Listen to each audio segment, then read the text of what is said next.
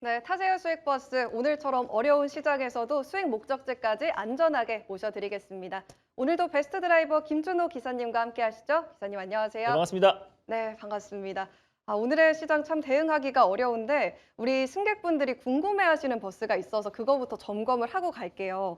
한화 시스템이 지난주에 저희가 2차 목표가를 설정을 했단 말이죠. 맞습니다. 그런데 오늘처럼 어려운 시장에서도 벌써 2차 목표가를 돌파를 했어요. 어디까지 타고 가면 되나요? 저는 뭐 이번 사실 이란발 지정학적 리스크의 가장 이제 큰 수혜가 아무래도 천궁2였고요. 뭐 그 안에서 당연히 LIG 넥스원이 대장주이긴 하지만은 마지막까지 좀 살아남을 수 있는 기업은 이제 하나 시스템이라고 말씀드렸어요. 아무래도 탄도미사일과 그리고 또 이제 드론 공격이 계속 좀 확대되고 있고 나름대로 좀 국지전으로 장기화될 가능성이 굉장히 높게 게릴라전으로 좀 확대될 가능성이 높기 때문에 결국에 좀 드론과 그리고 탄도미사일의 공격은 계속 확대될 가능성이 높고 이거를 다 막을 수 있는 기술력을 가지고 있는 기업이 하나 시스템이라고 말씀드렸습니다. 드론 같은 경우는 안티 드론으로 그리고 천궁2에 들어가는 레이더를 독점으로 공급하면서 하나 시스템이 그중에 핵심 중에 좀 핵심이라고 말씀을 드렸었고요. 또 그리고 하나 그룹 차원에서 지금 이제 우주 방산의 어떤 시너지 효과만 본다고 하더라도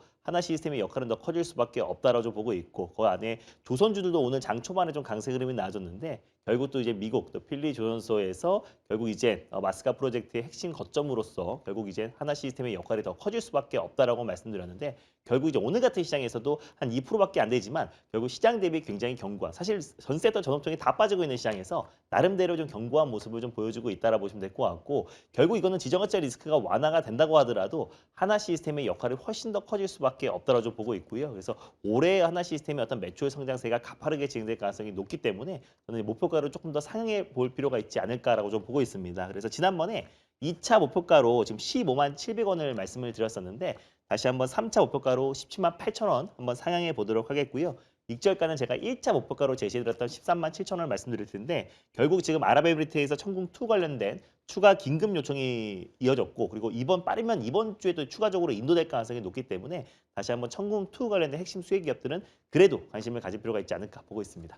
네, 하나 시스템 지금과 같은 시장에서도 계속 견조한 흐름 보여주고 있죠. 3차 목표가까지 17만 8천 원으로 다시금 높여보겠습니다.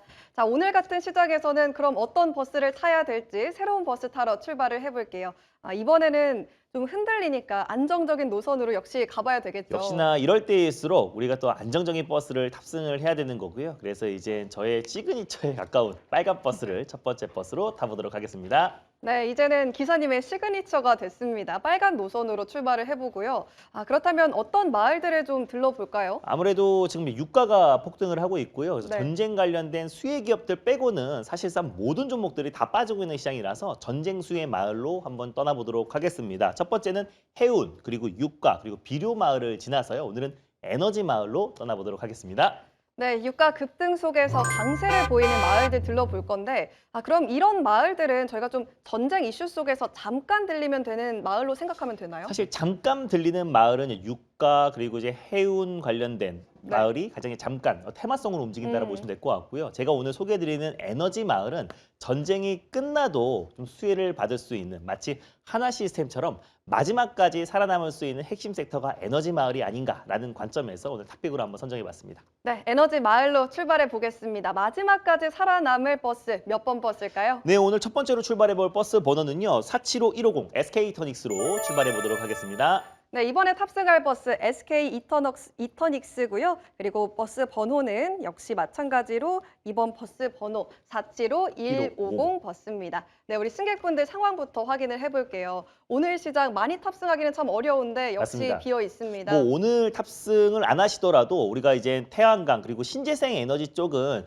중장기적으로 좀 관심을 가질 필요가 있지 않을까. 아무래도 WTI 서부 텍사스선 중진류가 지금 배럴당 115달러까지 선물 시장에서 치솟고 있는 상황이다 보니까 당연히 이제 오늘 양 시장 거의 8% 가까운 급락세가 연출됐고 코스피는 다시 또 서킷 브레이크가 발동이 됐었습니다. 근데 결국에 중동발 지정학적 리스크로 인해서 지금 유가는 당분간은 치솟을 수밖에 없고 또 실질적으로 빠르게 각 국에서 유가 안정화 대책이 나올 수밖에 없다고 보고 있는데 우크라이나 러시아 전쟁 때도 유가가 130달러까지 치솟았다가 빠르게 안정을 찾았던 전례가 있잖아요. 그래서 결국에 우리가 이제 에너지 기업들, 유가가 이렇게 치솟고 중동발 지정학적 리스크에 지구 반대편에 있는 우리나라 시장이 가장 큰 변동성이 나와주고 있다는 거는 아무래도 지금 에너지 자립률이 떨어지고 있다는 겁니다. 중국 같은 경우는 85%로 신재생 에너지와 원전이 85% 에너지 자립률을 갖고 있는데 우리나라와 일본 그리고 대만이 지금 에너지 관련된 의존도가 워낙에 크고 특히 중동의 지금 이제 두바이의 의존도가 너무나 높은 시점이다 보니까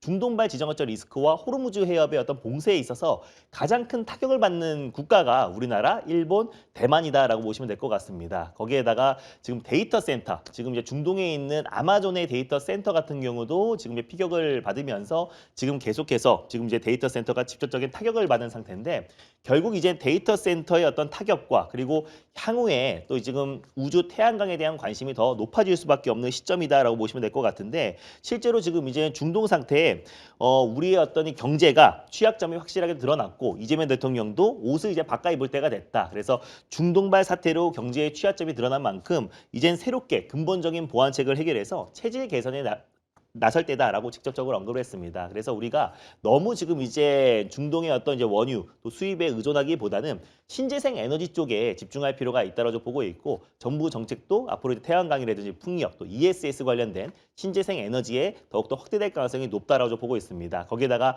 아마존을 비롯한 중동에 있는 데이터 센터 공격에 있어서 결국 우주 태양광에 대한 관심도 높아질 수밖에 없는데 SK 이터닉스 같은 경우는 SK그룹의 신재생 에너지를 책임지고 있는 기업이라고 말씀드렸잖아요. 그래서 결국 SK그룹 내에서의 어떤 이제 신재생 에너지 사업이 더욱더 확대될 수밖에 없다라고 보고 있고 데이터 센터 급증에 따른 태양광 수요는 폭증하고 있고 그리고 미국의 빅테크 기업들도 태양광과 ESS 사업을 구축을 계속 확대해 나가고 있는 시점인데 최근 들어서 이제 글로벌 사모펀드사인 KKR이 SK와 함께 재생에너지 조인트 벤처 구축을 지금 앞두고 있는 시점이잖아요. 그래서 SK 디스커버리가 SK 이터니스를 갖고 있던 지분 전량을 지금 KKR에 지분을 넘겨서 결국 실질적으로 지금 조인트 벤처를 설립을 앞두고 있는데 그 조인트 벤처의 개발사, 디벨로퍼가 SK 이터닉스라 보시면 될 것 같습니다. 그래서 이미 태양광 그리고 풍력 그리고 ESS 개발을 했던 파이프라인을 보유하고 있는 기업이고요.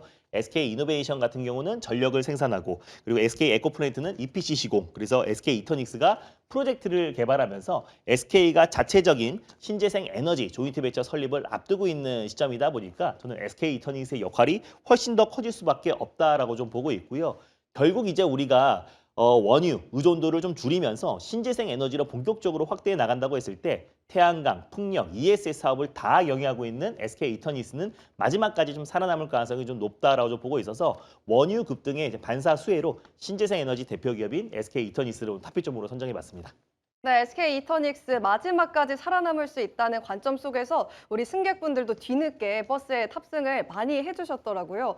지금 보니까 변동성이 강한 시장에서도 3거래일 연속해서 올라가고 있는 굉장히 든든한 버스인데 그렇다면 어디까지 저희가 기대를 해보면 될까요? 네, 지금도 이제 시장 대비 나름대로 좀 견고한 반등 흐름이 나와주고 있는 모습이고요. 그래서 저는 충분히 여기 직전 고점도 좀 돌파 가능하다라고 좀 보고 있어서 일단 현재가 부근에서 1차 매수로 편안하게 접근하였으면 좋겠고요. 목표가는 일단 35,500원 라인대를 1차 목표가로 설정해 보겠고요. 손절가는 23,600원 말씀드려보도록 하겠습니다.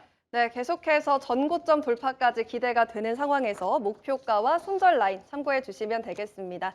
자, 이어서 두 번째 버스도 탑승을 하러 가야 되겠죠. 이번 역시 시그니처 노선으로 가나요? 네, 역시나 시그니처 노선으로 빨간 버스로 한번 힘차게 환승해 보도록 하겠습니다. 네, 이번에 탑승할 노선 빨간 노선으로 가보겠고요. 어떤 마을들을 들려볼까요? 네, 제가 좋아하는 이제 4대 그룹 마을로 오늘도 다시 한번 떠나볼 텐데 약간 마을 주소가 바뀌었습니다. 그래서 네. 처음에는 삼성전자 그리고 SK 그리고 현대차 마을을 지나서요. 오늘은 한화 마을로 떠나보도록 하겠습니다. 네, 이번에는 한화 마을로 가볼 텐데 아까 한화 시스템 버스들도 살펴봤었잖아요. 그렇다면 탑승할 버스 번호 어떻게 될까요? 네, 오늘 두 번째로 출발해 볼 버스 번호는요. 바로 012450 하나 에어로스페이스로 출발해 보도록 하겠습니다. 네, 이번에 탑승할 버스는 한화 에어로스페이스고요. 012450 버스입니다. 자, 우리 승객분들 함께 하실지 확인을 해볼게요. 워낙 또 무거운 버스기도 맞습니다. 해서 역시 또 아직 안 오셨네요. 네, 사실 한화그룹 방산을 대표하는 기업은 사실은 하나 시스템이 아니고 원래는 하나 에어로스페이스입니다. 근데 최근에 하나 시스템 대비해서 이제 하나 에어로스페이스가 못 갔던 이유는 하나 시스템은 이제 드론과 그리고 이제 천공2에 들어가는 독점으로 레이더를 공급하고 있고 하나 에어로스페이스 같은 경우는 천공2의 이제 발사대를 이제 공급하는 기업이에요. 근데 상대적으로 사실 LI 넥스원과 하나 시스템 대비해서 상승이 좀 제한적이었는데 충분히 저는 하나 에어로스페이스의 상승 여력이 남아 있다라고 좀 보고 있습니다. 근데 저는 하나그룹을 오늘 이제 4대 그룹으로 말씀드린 이유가 원래는 제가 LG그룹이 4대 그룹 포함돼 있었잖아요. 근데 최근에 중동발 지정학적 리스크가 다시 불거지면서 지금 이제 방산 또 조선 기업들이 일제히 이제 반등을 하면서 LG그룹이 시가총액이 175조고요. 그리고 이제 하나그룹이 시가총액이 180조가 넘어서면서 이제 국내 시총 4위 그룹으로 올라섰습니다. 그래서 하나그룹 안에서의 강력한 좀 패시브 자금의 유입도 좀 기대가 된다라고 보시면 될 것 같고 실제로 이제 아랍에미리트 같은 경우도 천국2 관련해서 긴급 구매 요청을 한 상태잖아요. 그래서 빠르면 이번 주 안에도 인도가 될 것이다라고 보고 있는데 LI 넥스원은 이제 개발한 기업이고 제작사고 그리고 실제로 레이더는 하나 시스템이 공급하는데 발사대를 공급하는 하나 에어로스페이스가 다른 기업들 대비해서 아직까지는 상승이 좀 제한적이다라고 좀 보고 있고 그 외에도 이제 K9 자주포 그리고 K21 장갑차 그리고 비오 복합 천궁 그리고 육군 그리고 해군에 들어가는 무기 체계 엔진 레이더를 다 공급하고 있는 기업이 하나 에어로스페이스다 보니까 유럽뿐만 아니라 이제 중동 국가의 어떤 추가 수주에 대한 기대감이 너무나 높다라고 보시면 될 것 같고 폴란드의 K9 자주포 수주한 이후에도 노르웨이 그리고 호주, 루마니아에도 현재 지금 전 세계 10개국에 지금 K9 자주포를 사용하고 있기 때문에 추가 수주에 대한 기대감도 굉장히 높다라고 보시면 될 것 같습니다. 그리고 폴란드에서 천무 유도탄을 현지 지금 생산 시설을 구축한 상태이다 보니까 유럽 내에서 안정적인 수급이 가능하고요. 또 중동을 바로 공급할 수 있기 때문에 중동과 유럽의 다수의 수출 기회가 이어지고 있다라고 보시면 될 것 같습니다. 그래서 그 외적으로도 사실상 지금 이제 하나 에어로스페이스가 하나 그룹의 지금 우주 프로젝트를 책임지고 있는 기업이라 보시면 될 것 같은데 달 착륙선 시스템을 개발 계약을 완료했고요. 실제로 지금 달 착륙선 관련된 시스템 구성품 개발과 조립 시험을 담당하고 있는 기업이 하나 에어로스페이스고 김승현 하나그룹 회장이 연초에 어려워도 반드시 하나그룹은 우주에 간다라고 선포를 하면서 실질적으로 지금 하나의 길은 마스가 프로젝트와 우주가 가장 핵심 프로젝트다라고 보시면 될 것 같습니다. 그래서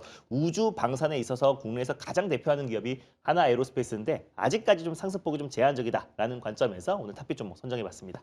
네, 한화 에어로스페이스 지금 130만 원과 140만 원 구간을 계속 오르내리고 있는데 그렇다면 신고가 돌파까지도 기대해 볼 수 있나요? 뭐 신고가까지는 몰라도 네. 어느 정도 지금 시장의 어떤 그 변동성 대비해서는 나름대로 이제 K 방산 기업들이 좀 버텨주지 않을까라고 좀 보고 있습니다. 그래서 저는 시간 문제다. 다만 이제 이번 주에 바로 시세가 들어오는지 아니면 뭐 전쟁이 마무리되고 나서 이제 신고가 랠리가 나올지 모르겠지만 그래도 나름대로 시장 대비는 안정적인 모습을 보이지 않을까라고 좀 보고 있고요. 그래서 편안하게 일단 1차 매수는 현재가 부근에서 진입하시면 좋겠고 아직까지 천궁2 관련해서 큰 시세가 분출되지 않았기 때문에 충분히 목표가인 150만 6,200원까지 156만 2천 원까지는 충분히 돌파하지 않을까 좀 보고 있습니다. 그래서 목표가는 156만 2천 원을 1차 목표가로 그리고 손절가는 121만 원 말씀드려보도록 하겠습니다. 네, 한화 에어로스페이스 이번 목표가 156만 원 라인으로 잡아봤고요. 손절 라인도 참고해 주시면 되겠습니다.